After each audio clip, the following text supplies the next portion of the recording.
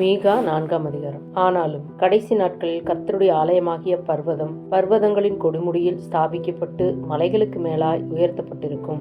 எல்லா ஜாதிகளும் அதனிடத்திற்கு ஓடி வருவார்கள். திரளான ஜாதிகள் புறப்பட்டு வந்து, நாம் கர்த்தரின் பர்வதத்துக்கும் யாக்கோபின் தேவனுடைய ஆலயத்துக்கும் போவோம், வாருங்கள். அவர் தமது வழிகளை நமக்கு போதிப்பார், நாம் அவர் பாதைகளில் நடப்போம் என்பார்கள்.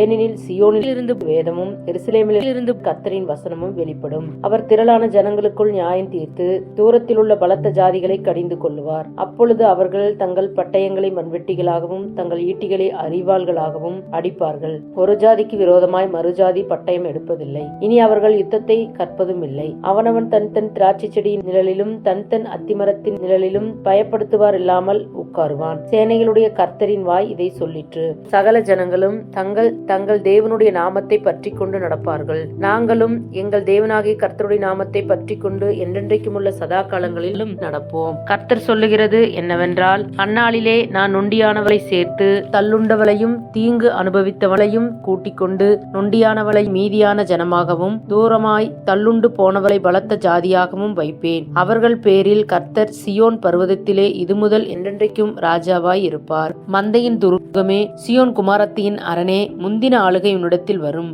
ராஜரீகம் எருசலேம் குமாரத்தின் இடத்தில் வரும். இப்போதும் நீ சத்தமிட்டு கதறுவானேன்? ராஜாவானவர் உன்னிடத்தில் இல்லையோ? உன் ஆலோசனைக்காரர் அழிந்து போனார்களோ? பிரசவிக்கிற ஸ்திரீக்கு ஒத்த வேதனை உனக்கு உண்டாகும். சியோன் குமாரத்தியே, பிரசவ ஸ்திரீயைப் போல அம்பாயப்பட்டு வேதனைப்படு. நீ இப்போது நகரத்திலிருந்து புறப்பட்டு வெளிகளில் தங்கி பாபிலோன் வரைக்கும் போவாய். அங்கே விடுவிக்கப்படுவாய். அங்கே கர்த்தர் உன்னை உன் சத்துருக்களின் கைக்கு நீங்களாக்கி மீட்பார். சியோன் தீட்டுப்படுவாளாக, எங்கள் கண் அவளை காண்பதாக என்று சொல்லி அநேக ஜாதியார் உனக்கு விரோதமாய் கூடியிருக்கிறார்கள். ஆனாலும் அவர்கள் கர்த்தருடைய நினைவுகளை அறியாமலும் அவருடைய யோசனையை உணராமலும் இருக்கிறார்கள். அவர் அரிக்கட்டுகளைப் போல அவர்களை களத்திலே சேர்ப்பார். சியோன் குமாரத்தியே, நீ எழுந்து போரடி. நான் உன் கொம்புகளை இரும்பும் உன் குளம்புகளை வெண்கலமுமாக்குவேன். நீ அநேக ஜனங்களை நொறுக்கி போடுவாய். அவர்கள் தேடி சேர்த்ததை நீ கர்த்தருக்கென்றும் அவர்களுடைய ஆஸ்தியை பூமிக்கெல்லாம் ஆண்டவராய் இருக்கிறவருக்கென்றும் நியமிப்பாய் என்பதே.